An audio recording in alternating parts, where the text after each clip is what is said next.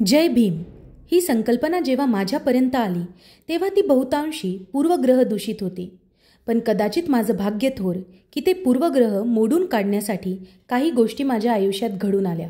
एक महानायक doctor B.R. Ambedkar या सिरियलचा एक एपिसोड मी चुकून पाहिला.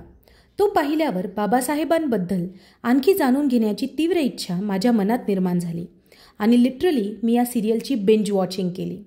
यातील बालकलाकाराने बाबासाहेबांचे बालपण, त्यातील निश्चय, त्यातील संघर्ष इतका ज्वलंतपणे मांडलाय की आपण अगदी त्या पात्राशी एकनिष्ठ होऊन जातो. विचार करा, कोणी आपला एकदा अपमान केला की आपण संतापतो, पुन्हा तिकडे फिरकतही नाही. परंतु बाबासाहेबांचा शाळेतील वर्गात नित्य अपमान होत असत, तरी ते जिद्दीने रोज शाळेत गेले. अपमानाची प्रत्येक वीट जी त्यांच्या दिशेने भिरकावली गेली होती, तिने स्वतःला इजा न होऊ देता त्यांनी असाधारण यशाचा पाया रचला. बाबासाहेबांचा जन्म 14 एप्रिल 1891 रोजी माव कॅन्टॉन्मेंट एरिया MP मध्ये झाला. नंतर त्यांना ती वसाहत सोडावी लागली. परंतु तिथून जाताना बाबासाहेब म्हणाले होते की मी येथे परत येईल. का विचारल्यावर त्यांनी उत्तर दिले होते, मी आपल्या या घराला निळा रंग द्यायला येईल. निळा रंग हा आसमंताचा आहे, जिथे कुठलाही भेदभाव नाही. या आकाशाखाली सर्वजण समान आहेत आणि त्यांच्या कार्याची किमया तर पहा. आज माव कॅन्टॉन्मेंट एरियाचे नावच डॉक्टर आंबेडकर नगर आहे. त्यांचे खरे नाव भिवा रामजी सकपाल होते. शाळेत नाव भीमराव रामजी आंबावाडेकर होते. त्यामुळे काही अडचणी येत, परंतु त्यांच्यातील प्रतिभा ओळखून त्यांचे शिक्षक महादेव आंबेडकर यांनी स्कूल रेकॉर्ड्समध्ये त्यांचे आडनाव आंबेडकर केले आणि आपल्या कार्यातून बाबासाहेबांनी या आडनावाला दैदिप्यमान करून महादेव आंबेडकरांच्या या कृतीला सार्थक ठरवले.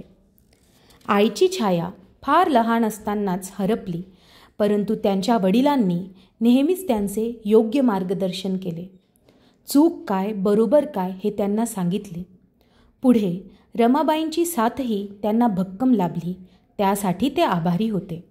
आज आपण त्यांचे ज्याही स्टॅच्यूज पाहतो त्यात एक हातात त्यांनी पुस्तक धरले आहे, परंतु ते लहानपणापासूनच पुस्तकांवर प्रचंड प्रेम करत.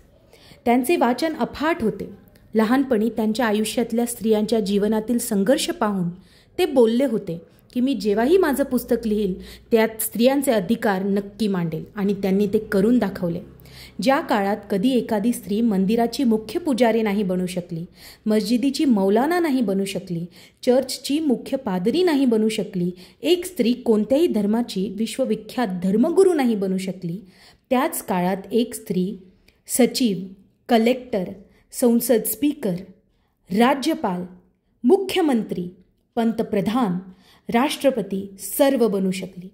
जे अधिकार धर्म नाही देऊ शकत, ते सर्व अधिकार डॉक्टर बाबासाहेब आंबेडकरांच्या संविधानाने स्त्रियांना दिले. अशा महामानवाला कोटी कोटी नमन.